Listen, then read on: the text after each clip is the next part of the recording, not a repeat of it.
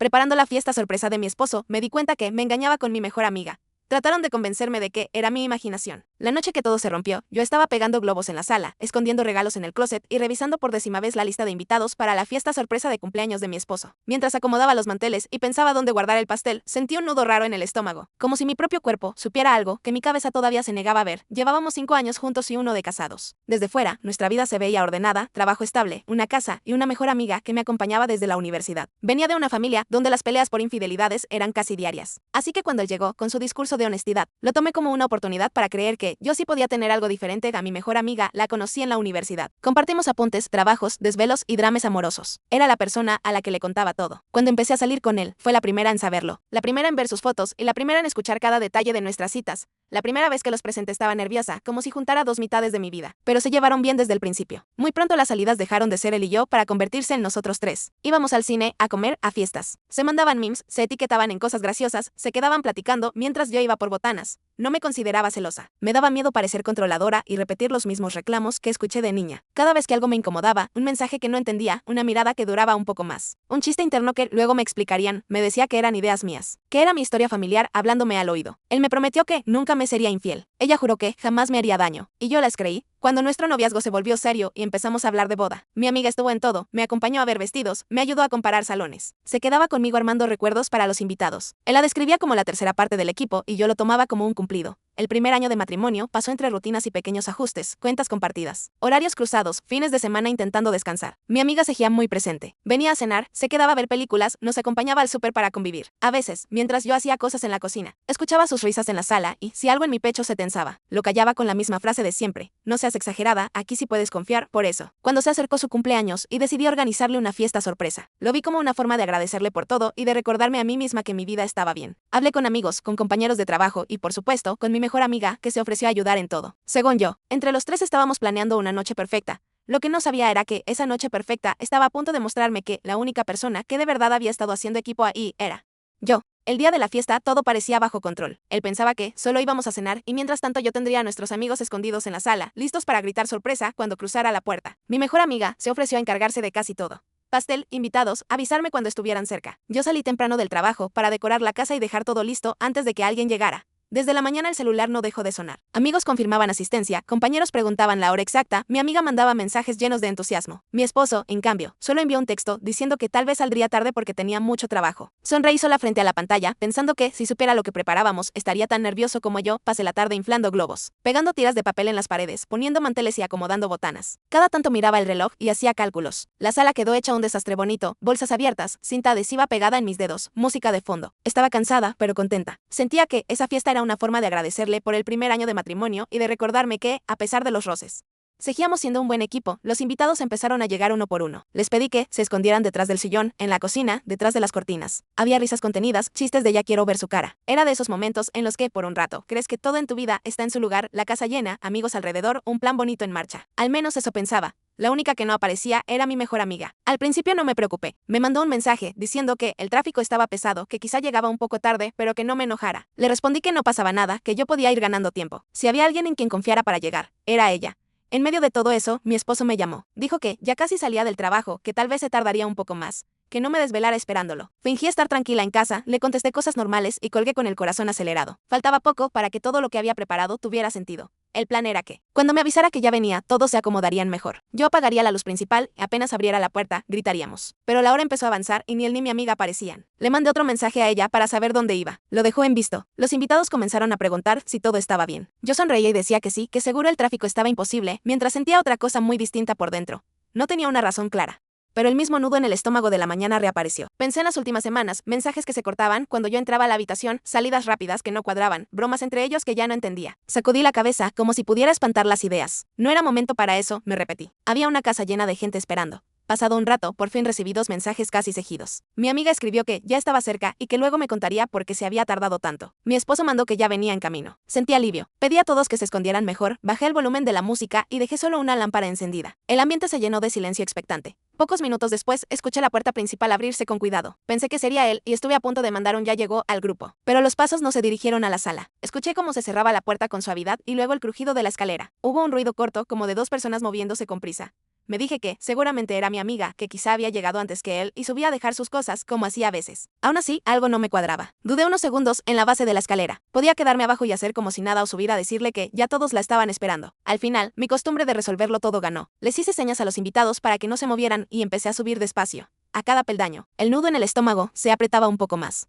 Cuando llegué al pasillo, escuché voces apagadas detrás de la puerta de nuestra habitación. Afiné el oído y reconocí dos voces que conocía demasiado bien. No eran risas fuertes ni discusiones. Era ese tono íntimo que uno usa cuando cree que nadie lo escucha. La puerta estaba entornada. La empujé apenas con la mano, lo justo para asomarme. Lo que vi bastó, mi mejor amiga y mi esposo, juntos en nuestra cama, demasiado cerca. La imagen de ellos dos en mi cama duró apenas unos segundos frente a mis ojos, pero se me quedó clavada como si alguien hubiera detenido el tiempo. No grité, no encendí las luces, no hice escándalo. Cerré la puerta con cuidado, bajé las escaleras casi en automático y salí de mi propia casa, dejando atrás pastel, globos y a los invitados escondidos. Esa noche dormí en casa de un familiar. No dije la verdad, solo que me sentía mal. Apagué el celular y me quedé mirando al techo, repitiendo la misma escena una y otra vez. La puerta, la cama, sus cuerpos demasiado cerca. Aún así, mi mente negociaba. Quizá no viste bien, quizá fue un abrazo, quizá llegaste en el peor momento posible, cuando encendí el teléfono al día siguiente.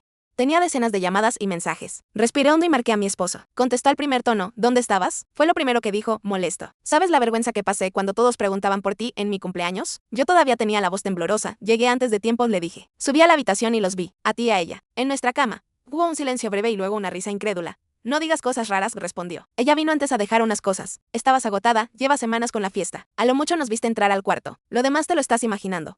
No me lo estoy imaginando, le insistí. Los vi demasiado cerca. No estaban acomodando nada. Él suspiró, con ese tono de paciencia forzada que usaba cuando quería cerrar una conversación. Mira, entiendo que tengas miedo por lo que viviste con tus papás, pero no puedes traer esos fantasmas aquí, dijo. Yo no soy tu papá. No puedes inventar una infidelidad porque estás cansada. Deja de hacerte daño con ideas feas. Colgamos molestos. Minutos después, mi mejor amiga me llamó. Contesté por inercia. Me dijeron lo que estás diciendo, le empezó con voz quebrada. ¿De verdad piensas que yo sería capaz de algo así contigo? Cerré los ojos, te vi y repetí, los vi. No fue un malentendido, ella subió el tono, ofendida. Subimos a buscar un regalo, nada más, dijo. Tú misma me contaste que casi no dormías, que estabas agotada. Estás mezclando tu cansancio con tus miedos. Yo jamás te haría daño. Me duele que ni siquiera confíes en mí. Otra vez la misma fórmula, minimizar lo que vi y convertir mis dudas en un problema mío. En pocas horas empezaron a llegar mensajes de amigos en común. Algunos se quejaban porque dejé plantado a mi esposo en su fiesta, otros preguntaban si estaba bien. Cada vez que intentaba explicar, la respuesta era parecida, que él jamás haría algo así, que todos lo conocían. Que a lo mucho habíamos tenido un malentendido. Te lo digo con cariño, le escribió una amiga, pero quizá deberías hablar con alguien. Se nota que todo esto te está afectando más de lo normal. Poco a poco, mi certeza empezó a agrietarse. Ya no estaba segura de la hora exacta en que llegué, de si la luz del cuarto estaba encendida o semiapagada, de si la puerta estaba abierta o entrecerrada. Empecé a preguntarme si tal vez solo los vi demasiado cerca y mi mente completó el resto. Nadie más había visto lo que yo vi. Y todos coincidían en algo, el problema era yo. Pasé varios días dudando de mis recuerdos, comiendo sin hambre y durmiendo a ratos. Cada vez que mi esposo se acercaba a abrazarme y decía ya, estamos bien, deja de pensar cosas feas, sentía que me hundía un poco más. Empecé a repetirme que tal vez era más fácil creer que estaba exagerando que aceptar lo que había visto. Una tarde, al llegar al edificio, mi vecina me detuvo en el pasillo. Es una señora mayor que siempre saluda. Te ves muy mal, hija, me dijo. ¿Pasa algo? Intenté evadirla con un todo bien, pero ella no se movió. Te lo digo porque ya viví algo parecido, añadió, bajando la voz. A mí también me dijeron que estaba imaginando cosas. Y no era verdad. A veces una no está loca. A veces nada más nos quieren hacer sentir que lo estamos. La miré, sintiendo cómo se me aflojaba algo en el pecho. Esa noche de la fiesta, vi algo raro en mis cámaras, continuó. Tengo grabada la entrada del edificio y parte de tu puerta. Si quieres, un día ven a mi departamento y revisamos juntas. No pierdes nada, me quedé ahí con las llaves en la mano y el corazón acelerado. Era la primera vez que alguien me ofrecía algo que no fuera un consejo vacío. Por primera vez desde aquella noche, apareció una posibilidad nueva que tal vez no estaba inventando nada. Unos días después, estaba sentada en el sillón de mi vecina, viendo en su pantalla lo que nadie quería creerme. Adelantó el video hasta la noche de la fiesta, vecinos entrando, coches llegando, hasta que apareció él. Mi esposo bajaba del coche unas calles antes. Minutos después, mi mejor amiga se acercaba. Caminaban juntos hacia el edificio, muy cerca, riéndose de algo que yo no escuchaba.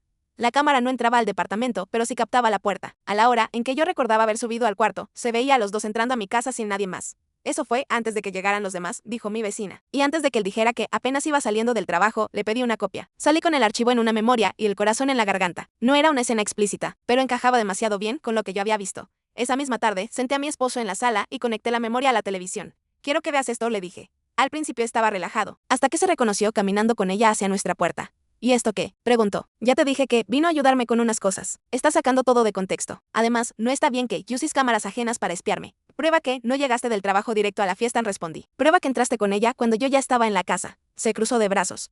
Prueba que estás obsesionada, contestó. ¿Ves lo que quieres ver? Si sigues así, el problema ya no voy a ser yo, vas a ser tú. Llamé a mi mejor amiga. Llegó indignada. Le mostré el mismo video. ¿Esto es todo? Dijo, entrar juntos a tu casa. Fuimos antes, quedamos en ayudar. No se ve nada raro. Necesitas ayuda profesional. Entre los dos trataron de convertir la prueba en chisme, a la vecina en metiche y a mí en paranoica. Salí de esa conversación con el video en la mano y la sensación de que, aunque los viera en pantalla, siempre encontrarían la forma de decir que exagero. Esa noche, sin poder dormir. Abrí la computadora, busqué investigador privado. Me sentía ridícula, pero era eso o seguir discutiendo con gente que ya había decidido que mi versión no contaba. Terminé contactando a uno que me recomendó la misma vecina. Nos vimos en una cafetería y le conté lo esencial, la fiesta, la habitación, el video, las mentiras. Yo no vendo consuelos, me dijo. Solo datos, puedo seguirlos unos días. Si no hay nada, lo vas a saber. Y si lo hay, también. Le di nombres, horarios y direcciones. Los días siguientes fueron una espera silenciosa. Yo hacía mi rutina normal, mientras por dentro contaba horas. Mi esposo estaba normalmente cariñoso. Mi mejor amiga bajó sus visitas, pero siguió escribiendo como si nada. Cuando el investigador me llamó para decir que ya tenía resultados, supe que algo se había roto del todo. Nos vimos en la misma cafetería. Puso una carpeta sobre la mesa. Dentro había fotos y un reporte. En la primera imagen, mi esposo y mi mejor amiga entraban juntos a un hotel en plena tarde. En otra, aparecían sentados del mismo lado de la mesa en un restaurante lejos de nuestra zona. Todo fechado, con días y horarios que coincidían con sus supuestas juntas y pendientes. No grité, solo sentí que alguien por fin estaba describiendo la misma realidad que yo. No era un malentendido de una noche. Llevaban meses viéndose a mis espaldas. Aquí están los lugares y las fechas, dijo el investigador. Lo que hagas es decisión tuya. Pero no estabas imaginando cosas. Esa noche lo esperé en la sala, con la carpeta sobre la mesa. Siéntate, le dije cuando entró. Le mostré una foto, luego otra. Primero intentó reírse, después se enojó, luego dijo que todo era antes de casarnos, hasta que vio las fechas.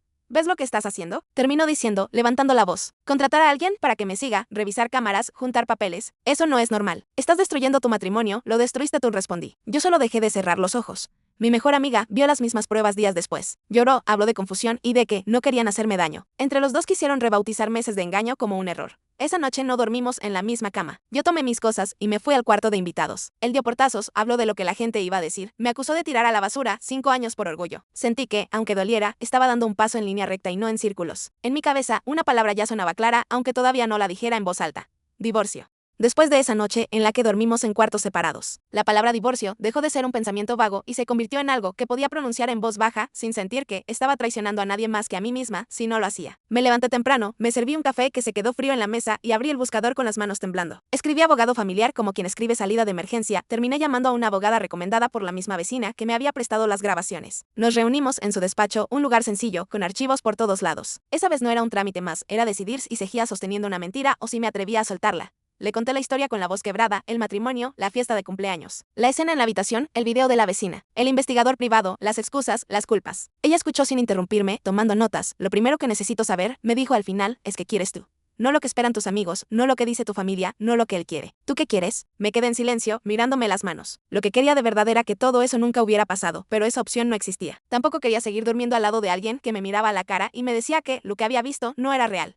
Quiero salir de esto, respondí al fin. Quiero dejar de sentir que me estoy volviendo loca. Ella asintió. Entonces vamos a iniciar el proceso, dijo. Va a ser largo y va a cansarte, pero hay pruebas y eso ayuda. No te voy a mentir, él va a intentar defenderse. Tal vez incluso quiera presentarse como la víctima. Pero el papel, al final, termina poniendo las cosas en su lugar. Salí de ahí con un montón de documentos por leer y una lista de cosas por juntar. Acta de matrimonio, comprobantes, estados de cuenta, cualquier mensaje o evidencia que mostrara la doble vida de mi esposo. Me sentí abrumada, pero al mismo tiempo un poco menos sola. Al menos alguien más estaba tratando lo que yo viví como algo real y no como un invento. Cuando le dije a mi esposo que había ido con una abogada, se rió al principio. No vas a hacer eso, dijo. Estás enojada y cansada, nada más. Mañana se te pasa, no se me pasó. Días después le llegó la notificación oficial. Ya no era un drama, ni un malentendido, era un proceso legal. Esa noche no hubo gritos, pero sí una frialdad que nunca había sentido. Me dijo que yo estaba destruyendo la imagen que tanto le había costado construir, que la gente nos veía como una pareja estable, que mis ideas iban a mancharlo. Yo no destruí nada, contesté. Solo dejé de maquillar lo que ya estaba roto. Al poco tiempo, decidimos que alguien tenía que irse de la casa mientras todo se resolvía. Él juró que no se iría porque era su casa, aunque los dos pagábamos. Al final, fui yo quien se fue con una maleta y algunos muebles a un departamento pequeño. No era justo, pero necesitaba espacio para poder pensar sin tenerlo a un lado. Desde ahí viví el inicio del divorcio, firmas, juntas, citas con la abogada. Cada documento que llenaba era como arrancar un pedazo de la vida que habíamos construido juntos. A veces me preguntaba si de verdad estaba haciendo lo correcto. Si no sería más fácil hacer lo que muchas personas hacen. Perdonar, mirar hacia otro lado. Seguir compartiendo foto de aniversario en redes como si nada. Pero cada vez que me invadía esa duda, recordaba su mirada tranquila mientras me decía que lo que yo había visto no había pasado. Recordaba a mi mejor amiga llorando y diciéndome que necesitaba ayuda. Y volví a agarrar la pluma. La abogada incorporó todo al expediente, el video de la vecina, el informe del investigador. Algunos mensajes en los que ellos se organizaban pendientes que no eran laborales. Mi vecina aceptó dar testimonio si era necesario. El investigador también. Mientras tanto, él empezó su propia campaña. A varios amigos en común les llegó la versión de que yo estaba exagerando, que había contratado a alguien para seguirlo, que había revisado cámaras ajenas, que estaba obsesionada con la idea de una infidelidad aunque no había pruebas claras. Trataba de pintar mi decisión como un arranque de locura. Lo supe porque algunos de esos amigos, los mismos que antes me habían dicho que él jamás me engañaría, me escribieron para hablar. Querían escuchar mi versión, pero desde un tono casi neutral, como si ambos tuviéramos historias igual de válidas. Yo solo quiero que estén bien, me dijo uno. Me cuesta creer que él te haya hecho algo así. Siempre te ha defendido. No le mandé fotos ni documentos. Solo le dije una frase que me costó varias noches articular. Que te cueste creerlo no significa que no haya pasado.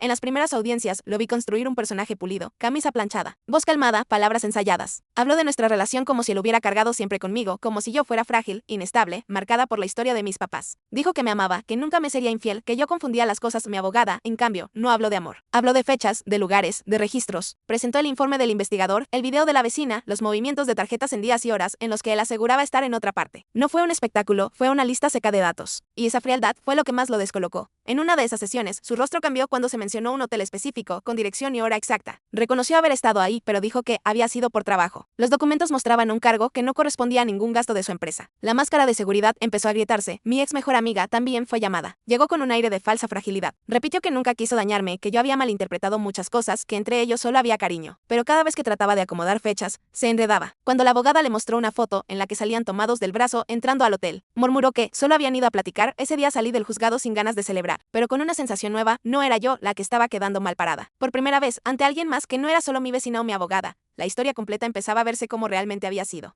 El proceso fue largo. Hubo semanas en las que no pasaba nada, otras en las que todo se acumulaba. En medio de eso, tenía que seguir trabajando, pagando cuentas, haciendo compras. A ratos, me olvidaba del trámite y sentía que mi vida era medianamente normal. Luego llegaba una llamada del despacho a una nueva fecha de audiencia y la realidad me caía encima. En ese tiempo, algunos amigos se fueron alejando en silencio. No me atacaron, pero dejaron de escribir. Otros, en cambio, empezaron a notar cosas que antes no veían. Uno me confesó que, después de que empezaron los problemas, había visto a mi ex esposo y a mi ex amiga demasiado cariñosos en una reunión, cuando pensaban que nadie los miraba. Mientras más avanzaba el expediente, menos poder tenía su versión impecable. En alguna audiencia, su propio abogado sugirió un acuerdo para evitar más desgaste. Eso me confirmó que ya no se sentían tan seguros.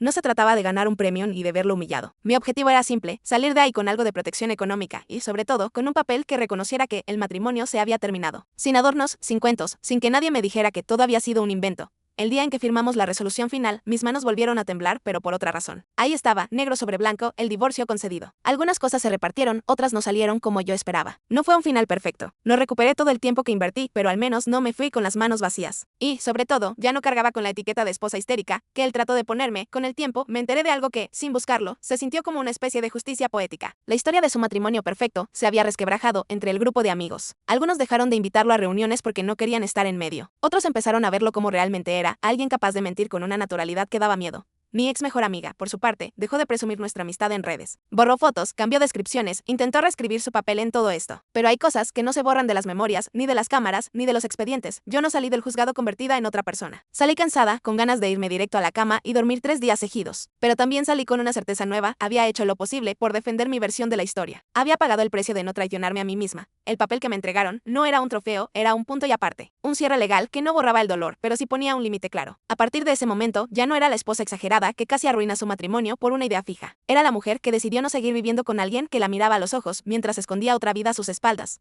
Quedaba mucho por resolver: la confianza, el miedo, la sensación de que en cualquier momento alguien podía volver a decirme que lo que veía no era real. Pero, al menos, ya tenía una base distinta desde donde empezar a reconstruirme. Y esa base, por primera vez en mucho tiempo, estaba hecha de algo que él no podía manipular: hechos.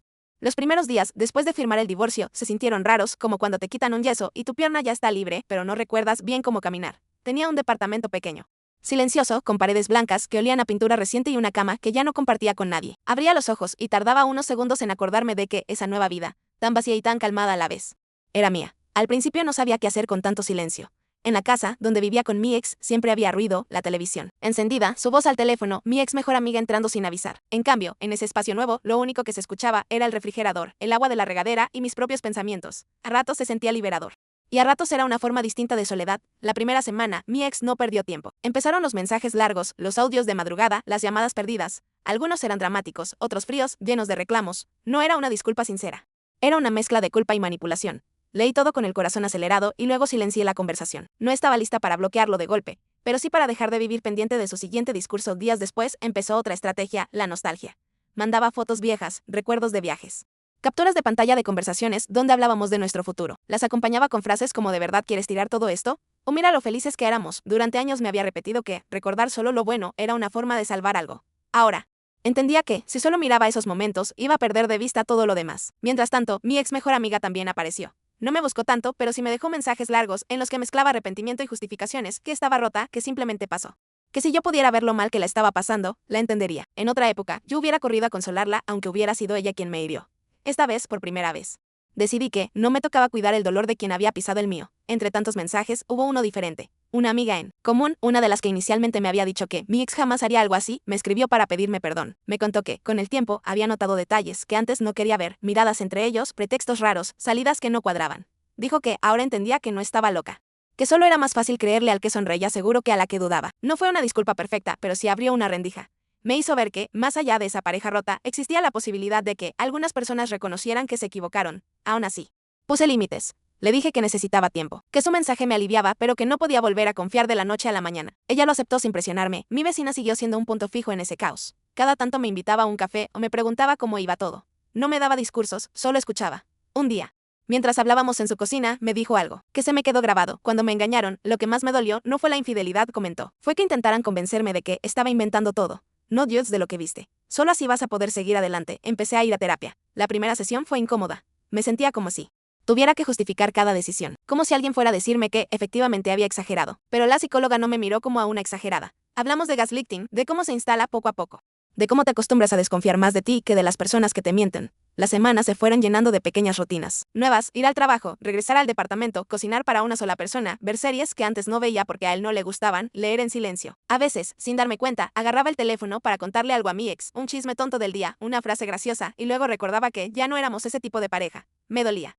Pero al mismo tiempo, sentía que cada vez que elegía no escribirle, estaba entrenando una parte de mí que quería volver a elegirme primero. No todo era avance. Había noches en las que despertaba con pesadillas, reviviendo la imagen de ellos en nuestra cama o escuchando su voz diciéndome que veía cosas que no existían. Había días en los que pensaba que tal vez hubiera sido más fácil perdonar y seguir, como tanta gente hace, aunque por dentro se rompa. En una ocasión, al salir del trabajo, lo vi esperándome apoyado en su coche. No me había avisado que iría. Me sonrió como si no hubiera pasado nada grave entre nosotros y caminó hacia mí con las manos en alto, como pidiendo tregua. Solo quiero 5 minutos, dijo. Si después de eso quieres que me vaya, me voy. Acepté más por cansancio que por ganas de escucharlo. Caminamos hasta una banca cercana. Empezó a hablar de cosas pequeñas, de cómo estaba su familia, de lo mucho que extrañaba nuestras rutinas. Poco a poco llevó la conversación a donde siempre, que habíamos sido una buena pareja, que habíamos construido mucho.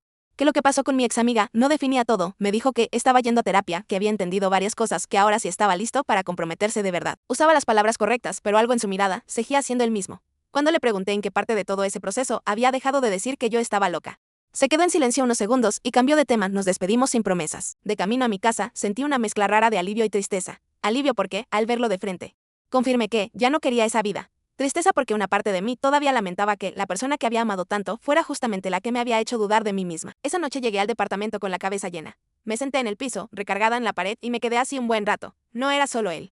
Era todo lo que representaba, la posibilidad de volver a lo conocido, aunque me hiciera daño. En terapia hablamos de eso. De cómo a veces regresar a lo que lastima parece más fácil que construir algo nuevo desde cero. Fue la primera vez que dije en voz alta que prefería enfrentar la incertidumbre a seguir viviendo en una mentira cómoda. Mientras tanto, mi vida se fue llenando de cosas nuevas. Retomé hobbies que había abandonado, como leer sin prisas o salir a caminar sola con audífonos. Empecé a hacer ejercicio de forma más constante, pero no para gustarle a nadie, sino porque necesitaba sacar la tensión que llevaba acumulada en el cuerpo. En el trabajo, dejé de quedarme hasta tarde solo para no regresar a una casa vacía. Empecé a disfrutar llegar a mi departamento, encender una lámpara pequeña, calentar algo sencillo y saber que ese espacio, por pequeño que fuera, era seguro. No había secretos escondidos, ni miradas raras, ni alguien que me dijera que lo que veía no era real. Algunos amigos en común se acercaron poco a poco. No todos, pero sí varios. Unos me invitaron a tomar café, otros me escribieron para decirme que se habían equivocado al no creerme. Sus disculpas llegaron tarde, pero llegaron. A algunos les abrí la puerta.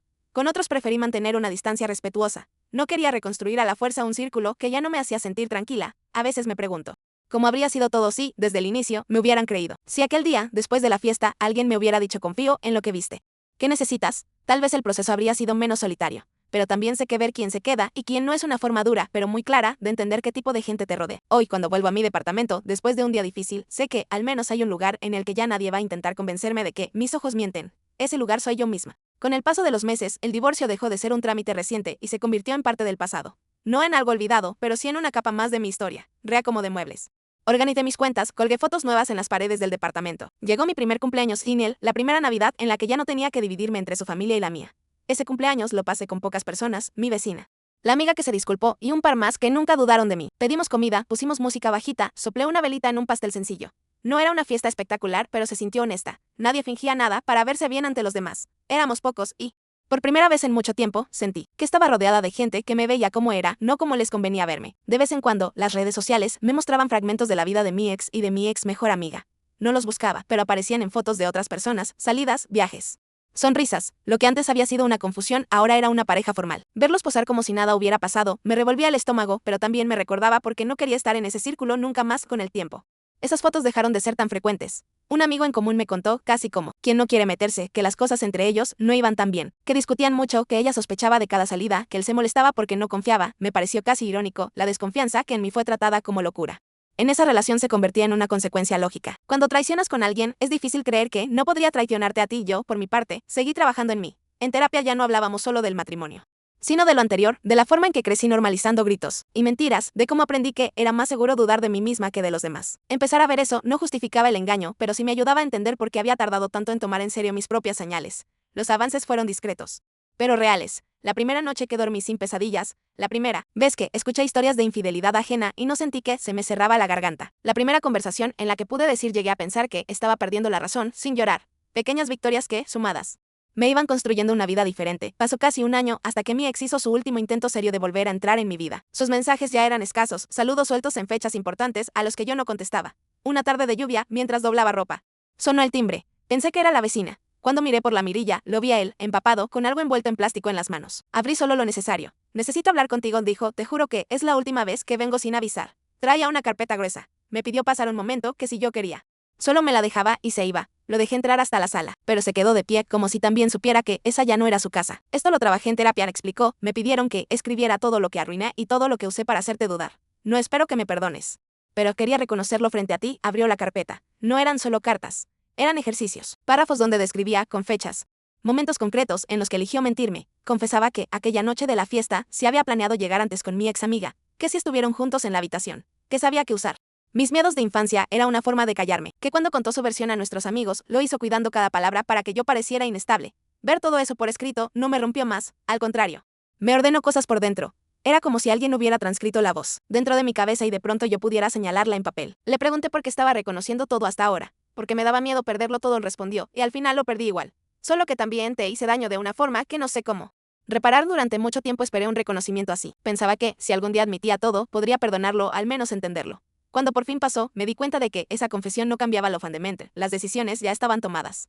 Los daños ya estaban hechos y mi vida ya se estaba reconstruyendo lejos de él. Te agradezco que hayas escrito esto, le dije. Me confirma que no estaba inventando nada. Pero no quiero volver. No contigo. No lo dije con rabia, sino con una calma nueva. Me preguntó si al menos veía posible que un día fuéramos amigos. Le contesté que no, que yo ya no podía construir nada sano sobre una historia en la que, durante tanto tiempo, él estuvo dispuesto a decirme que lo que veía no era real. Hablamos unos minutos más de cosas prácticas, casi administrativas. Cuentas pendientes, un par de contactos vinculados, detalles pequeños que quedaban sueltos. Cuando se fue, dejó la carpeta sobre la mesa. Esa noche la leí completa y luego la guardé en un cajón. No la tiré, pero tampoco la dejé a la vista. Era una prueba más, esta vez escrita por él, de que mi memoria nunca fue el problema. Después de esa visita, sus mensajes se redujeron a casi nada. Un felices fiestas una vez, un espero que estés bien otra. Ya no insistió en volver.